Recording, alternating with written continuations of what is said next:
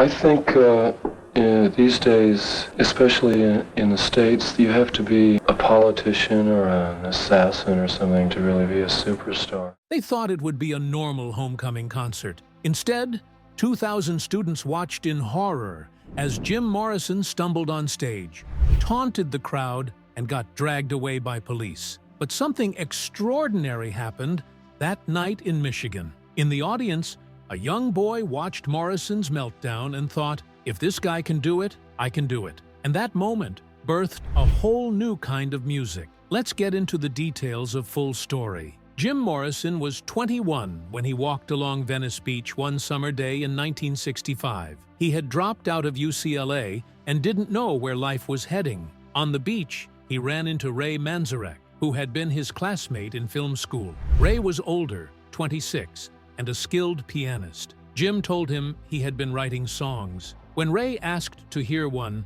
Jim shyly recited some lyrics from a song called Moonlight Drive. His words were poetic and strange, and Ray immediately saw potential. He told Jim they should start a band. Jim hadn't even thought about being a singer before, but Ray's enthusiasm pushed him to try. That moment on the beach changed everything. It was the beginning of the Doors. Soon after, Ray brought Jim to his band, Rick and the Ravens, which he played in with his brothers. They invited Jim to join, and in September 1965, they recorded a demo with 6 songs. But Ray's brothers didn't like the direction the music was taking and left. This gave Ray a chance to bring in 2 new musicians, Robbie Krieger, a guitarist, and John Densmore, a drummer. Ray already knew them from meditation classes. John had a unique jazz style, and Robbie's guitar playing was influenced by flamenco. Together, they created a very different sound. Since they couldn't find a bass player, Ray played bass parts on his keyboard with one hand and the melody with the other. By the end of 1965, the group was complete, and they started practicing in a garage, writing songs like Light My Fire and building the foundation of their music. The band's name came from Jim. He had read a book called The Doors of Perception by Aldous Huxley, which was about how psychedelic drugs could open the mind. The title of the book was inspired by a line from William Blake. If the doors of perception were cleansed, everything would appear to man as it is, infinite. Jim loved this idea and suggested they call themselves The Doors. Everyone agreed it was the perfect name. It was mysterious, simple, and carried a deep meaning. They wanted their music to feel like an opening to something new and mind-expanding. Their first performances were small. In early 1966, they started playing regularly at a shabby little club called the London Fog on Sunset Boulevard. The place was dark and run down, and their audience was often just a handful of people, including sailors and drunks. They earned only $5 a night each. Even though it wasn't glamorous, it was where they learned how to play together and find their rhythm. Jim was shy at first and sometimes sang with his back to the crowd. But as they kept performing, he began to find his confidence. A UCLA student once recorded one of their shows, which became the earliest recording of the Doors' live music. After a few months, they got noticed by a talent booker from the famous Whiskey A Go-Go Club. Playing at the Whiskey was a huge step up. It was a popular club where big acts like Buffalo Springfield and Love performed. The Doors played as the house band and impressed everyone with their unique sound and intense energy. It didn't take long for Elektra Records to notice them. On August 18, 1966, the label signed The Doors. But here's the shocking part, it almost didn't happen. Before this, every big record label had rejected them. Capitol, RCA, Liberty. None of them wanted The Doors. The only reason Holtzman gave them another chance was because Arthur Lee, the singer of the band Love, kept recommending them. He wouldn't stop pushing Holtzman to listen again, even though Holtzman hadn't been impressed the first time. Just 8 days later, on August 18th, The Doors signed with Elektra Records. It was the beginning of their big break, but only 3 days after that, something crazy happened. They got fired from their residency at the Whiskey A Go-Go. The reason? During one of their performances, Jim Morrison shocked the crowd by telling the Greek myth of Oedipus in a wild and explicit way during the song The End. This upset the club so much that they kicked the band out. Instead of hurting them, this controversy made them even more mysterious and exciting to people. When they first signed with Elektra, the deal wasn't very formal. It wasn't until November 1966, while they were touring in New York, that they finalized a real contract. This contract committed them to 7 albums. Later, the band liked to say they had a lot of offers back then, but in truth, Ray Manzarek admitted Elektra might have been their only real shot. It shows just how close they were to missing their chance. In January 1967, The Doors released their first album, called The Doors. It became a massive success. They had recorded it quickly in August 1966, just days after signing with Elektra. Because they were paying for it out of their own advance, they couldn't waste time. Many songs only took a few takes to record. The album included classics like Break On Through to the Other Side, Soul Kitchen, and the 11-minute-long The End. At first, their lead single, Break On Through, didn't do well. It barely made it onto the charts. But despite that, the album was a hit and stayed on the Billboard 200 for 122 weeks. It reached number 2, only beaten by Sgt. Pepper's Lonely Hearts Club Band by the Beatles. By 2015, the album had sold over 20 million copies worldwide and was still the Doors' best-selling album. One of their biggest successes came with Light My Fire. The song reached number 1 on the Billboard Hot 100 on July 29, 1967. But the version that became a hit was different from the one on the album. The original song was over 7 minutes long because of long solos by Ray Manzarek and Robbie Krieger. Radio stations didn't want to play it because it was too long, so the band released a shorter version, cutting it down to under 3 minutes. Jim Morrison didn't like the idea at first, but he agreed, saying it would still make an impact. The shorter version became a huge hit, staying at number 1 for 3 weeks and selling over 1 million copies. It became their best-selling single and was later added to the Grammy Hall of Fame. Another unforgettable moment came when the Doors performed on The Ed Sullivan Show on September 17, 1967. The show's producers didn't like the line, "Girl, we couldn't get much higher," from Light My Fire. They thought it sounded like a drug reference and asked the band to change it. During rehearsals, the Doors agreed to sing a different line. But when the live show started, Jim Morrison sang the original words anyway. The producers were furious. After the show, Ed Sullivan told them they'd never be invited back. Jim just shrugged and said, "That's okay. We already did the Ed Sullivan Show." This act of defiance made them even more famous. The band lost out on more appearances on the show, but their rebellious image grew stronger. It wasn't the first time the Ed Sullivan Show had clashed with rock stars. Elvis and the Rolling Stones had similar experiences, but the Doors made a bigger statement. This moment symbolized the growing divide between mainstream media and the counterculture movement. It became such a big part of their story that it was even included in the 1991 movie, The Doors, Keeping the Legend Alive. Jim Morrison was a rock star like no other. His words and the way he performed made him unforgettable. He didn't just write songs, he told stories about life, death, and emotions people couldn't always explain. His songs, like The End and Break On Through, came from a deep place. He loved poetry and was inspired by French writers like Rimbaud and Baudelaire. But on stage, he wasn't just a poet. He was electric. He moved and sang with so much energy that people couldn't look away. Sometimes, though, things went too far. In 1969, during a concert in Miami, he got drunk, yelled at the crowd, told them to take their clothes off, and was even accused of exposing himself. He was arrested for it. Some people thought he crossed the line, but it made him even more famous as someone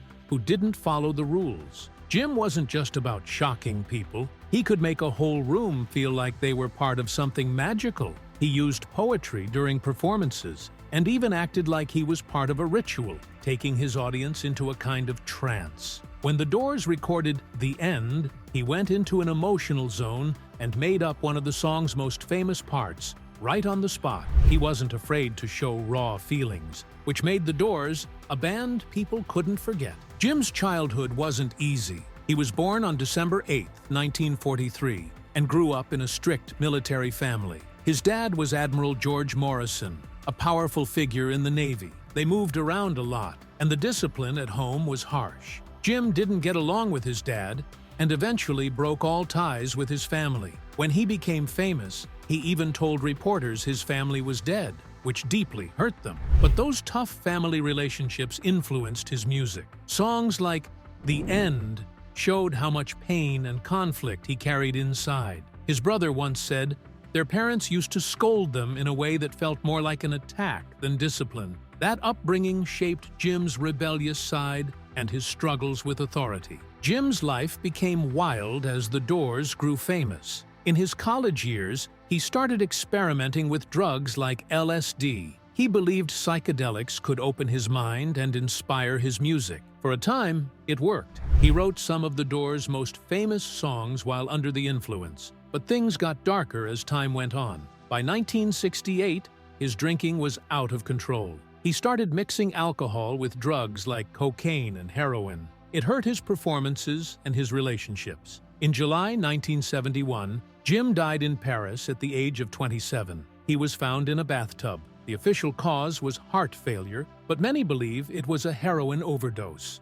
One of the most famous parts of Jim's identity was his Lizard King persona. This came from a poem he wrote called Celebration of the Lizard. He called himself the Lizard King and said, "I can do anything." This idea was tied to his fascination with Native American culture and spirituality. As a child, he had a moment that stayed with him forever. While driving through the New Mexico desert, he saw the aftermath of a car accident where Native American workers had died. He believed their spirits entered him that day. Whether true or imagined, this experience became part of his identity and influenced his art. The Doors had a sound that no other band could match, and a lot of that came from Ray Manzarek. He played the keyboard and did something unusual. He handled the bass parts too. The band didn't have a bass player, so Ray used a special keyboard called the Fender Rhodes piano bass with his left hand while playing melodies on the Vox Continental organ with his right hand. This gave the music a full, rich sound, like two people were playing instead of one. His style was creative and strange, using instruments like the marxophone and tack piano to make sounds no one else thought of. In Light My Fire, his long, swirling solo was inspired by jazz, and it felt like you were getting lost in the music. He even added bits of classical music into rock songs, like in Riders on the Storm, where you can hear hints of Chopin. Ray's playing was the heart of their unique style. Robbie Krieger added a different layer to the Doors' music with his guitar playing. He didn't stick to the usual rock style. Instead, he used ideas from flamenco, jazz, and even Indian music. He played with his fingers instead of a pick, which gave his guitar a soft but sharp sound. In Spanish Caravan, his flamenco-inspired intro stood out as something beautiful and unusual for a rock band. Robbie also used a slide guitar in a unique way, making the notes glide and bend, creating an eerie, dreamy feeling in songs like Moonlight Drive. He experimented with different tunings to make his guitar sound like it was from another world, especially in songs like The End. He even used effects to make his guitar buzz and hum in strange ways, like on When the Music's Over. His style was always inventive and added a magical quality to the music. John Densmore's drumming tied it all together. He didn't just keep the beat, he made the drums feel alive. He was inspired by jazz and added subtle touches, like ghost notes, soft taps you can barely hear, but they add so much depth. In Riders on the Storm, his drumming makes it sound like rain falling. John liked to play with the rhythm, sometimes slowing down or speeding up slightly to build tension. In the end, his drumming feels almost hypnotic, pulling you deeper into the song. He was also great with dynamics, starting soft and then exploding with energy when the moment was right.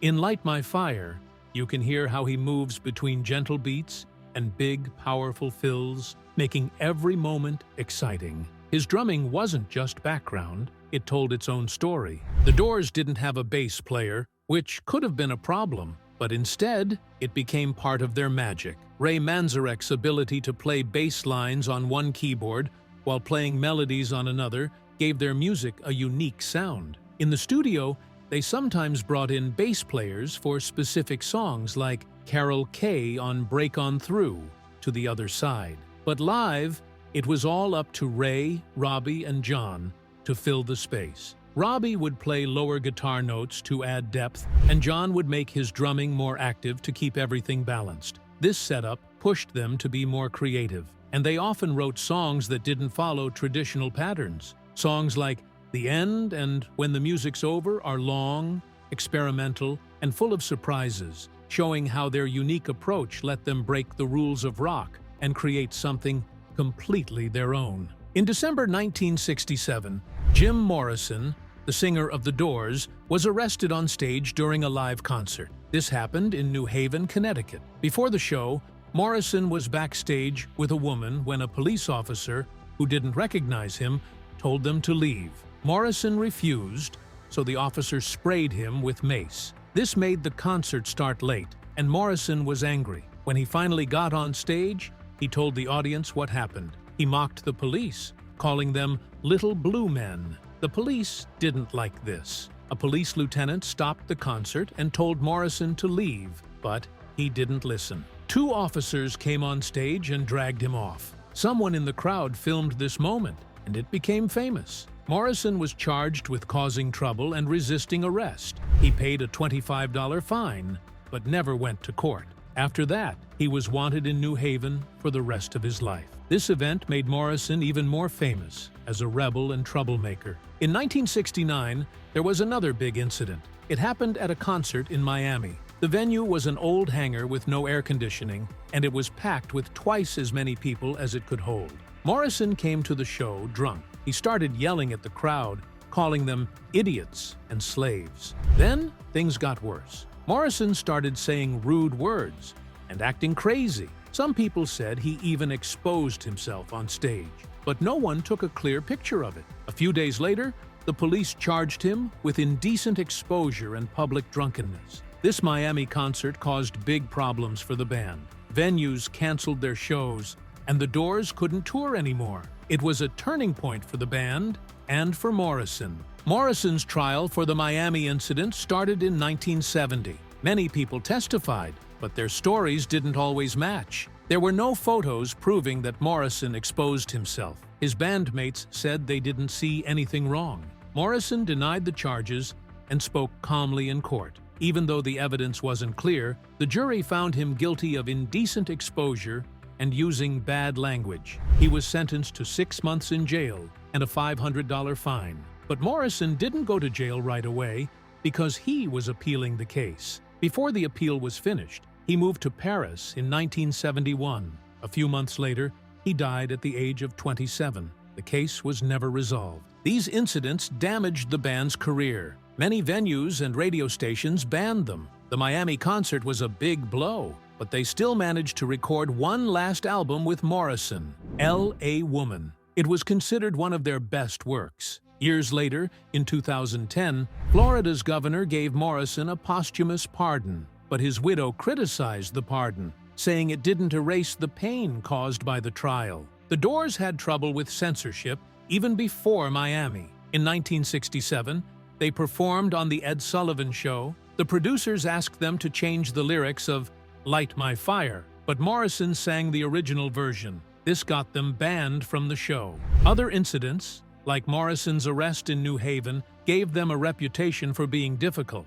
After Miami, many places refused to let them perform. Despite all this, the Doors kept making bold and creative music. Their struggles with censorship and Morrison's rebellious image became a big part of their legacy. People still see them as symbols of freedom and defiance. On October 20th, 1967, the Doors were set to perform at the University of Michigan for a big homecoming dance. The day started off badly. While the band traveled from Detroit, the other members, Ray Manzarek, Robbie Krieger, and John Densmore, wanted to stop for ice cream, but Jim Morrison wasn't in the mood. "Ice cream is for babies," he said. "I want whiskey." The band made a stop at a liquor store, where Morrison bought whiskey and drank a lot of it on the way to the venue. By the time they arrived at the intramural sports building around 8:30 p.m., Morrison was already very drunk. Ray Manzarek later said he was drunk as a skunk.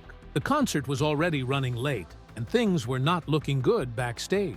Morrison was stumbling, slurring his words, and refusing to cooperate. The other band members tried to get him sober, but nothing worked. This was a big event, with tickets costing $2.50 to $3, and the pressure to deliver a good show was huge. But Morrison's state made that feel impossible. The concert was supposed to start at 9 p.m., but as time passed, the audience started to get restless. Over 2,000 students were packed into the venue, including many football players with their dates. The opening act, a local band called Long Island Sound, had already finished, and everyone was waiting for The Doors. Minutes turned into an hour. By 10 p.m., nearly an hour late, the band finally came on stage. But without Jim Morrison, the other three members started playing the opening riff of Soul Kitchen over and over, hoping Morrison would come out soon. The crowd, already frustrated, grew even more confused. Some people began to boo, while others started to leave. The gymnasium was hot and uncomfortable, and the audience's excitement turned into anger. After about 20 minutes of playing the same riff, the band couldn't keep it up anymore. They stopped playing and left the stage, making the situation even worse. Finally, at 10:30 p.m., Jim Morrison stumbled onto the stage. He was wearing a white silk shirt, a black leather jacket, and leather pants, but he could barely stand straight. As he approached the microphone, it was clear he was still very drunk. Instead of singing normally, he used a strange high-pitched voice that shocked the crowd. Iggy Pop, who was in the audience, later called it a Betty Boop voice. Many people, especially the football players, were confused and upset. They had come expecting to hear the Doors' big hits like Light My Fire, but Morrison's strange performance threw them off. As the show went on, Morrison started cursing at the audience, using shocking language that wasn't common at the time, especially at a university event. Some people covered their dates' ears out of embarrassment. Morrison then started throwing objects into the crowd and knocking over stage equipment. At one point, he shouted insults like, "You're all a bunch of fucking idiots." Then, just as suddenly, he begged, "Love me. I need love." Things got even worse when Morrison reportedly exposed himself to the crowd, shocking the audience even more. People started leaving in droves. By 11 p.m., the concert was completely out of control. Robbie Krieger and John Densmore were so frustrated that they walked off the stage, leaving their instruments behind. Ray Manzarek tried to keep the show going by picking up Krieger's guitar and playing some blues riffs, but it wasn't enough. Morrison kept antagonizing the crowd, and the situation got worse. Eventually, university officials and local police decided to step in. They pulled Morrison off the stage and ended the concert. As Morrison was taken away, he collapsed on the drum riser, too drunk to stand. The abrupt ending left the crowd furious. Some demanded refunds, and there were small riots as people vented their anger. Police had to step in to calm things down. By this time, most of the audience had left, with only about 300 fans remaining. Amazingly, after an hour, the Doors came back to the stage and tried to perform again. Morrison had sobered up a little and managed to give a better performance, but the audience had dwindled to around 150 people. Even later, around midnight, the band returned for a final set because the concert organizers had threatened not to pay them if they didn't finish their performance. This last set, performed for just a tiny crowd, was reportedly great, with Morrison finally acting like himself. Steve Welcome stayed to watch the Doors play when most people had already left. He couldn't believe what he saw. He later said, "It was unbelievable. I sat there with my girlfriend and we just couldn't believe it." The Doors sounded phenomenal, but there was almost nobody there to appreciate it. What started as a messy disaster turned into something incredible. This was the Doors, chaotic and brilliant, all in the same night. One person in the crowd that night was a young Iggy Pop, though back then he was still called Jim Osterberg. He was only 20 years old and didn't know what to do with his life. That night, changed everything for him. The band came on stage without Jim Morrison and kept playing the same riff from Soul Kitchen over and over. It sounded terrible. Iggy later described it as awful, decrepit, and disgusting. But when Morrison finally appeared, stumbling and taunting the crowd, Iggy became fascinated. Instead of being upset, he loved it. He said, "I loved the antagonism. I loved that he was pissing them off." This moment gave Iggy an idea. He thought, if this guy can do it, I can do it, and I have to start now. Inspired by what he saw, Iggy formed the Stooges that same year. He copied Morrison's confrontational style, but took it to the next level. Iggy became famous for his wild performances, jumping into the crowd and even hurting himself on stage. His raw energy inspired future bands like the Sex Pistols and Nirvana. Music historian Paul Trinka said, "Without Iggy, there'd be no punk rock." Funny enough, Iggy didn't stick around to see the Doors' second set, where they gave an amazing performance. Instead, it was the chaos that inspired him to create something entirely new. That chaotic night also changed how people saw the Doors. Before this, the band was seen as exciting and innovative, with hit songs like Light My Fire. But after this concert, Jim Morrison's unpredictable behavior started to overshadow the music. This became a pattern. In December 1967, Morrison was arrested during a show for trying to start a riot. Things got even worse in 1969 when he allegedly exposed himself on stage in Miami. This led to a trial and made it hard for the band to book shows, because venues didn't want the trouble. Ray Manzarek, the band's keyboardist, later said that these incidents made people misunderstand Morrison. He hated how Oliver Stone's movie, The Doors, showed Jim as a violent, drunken fool.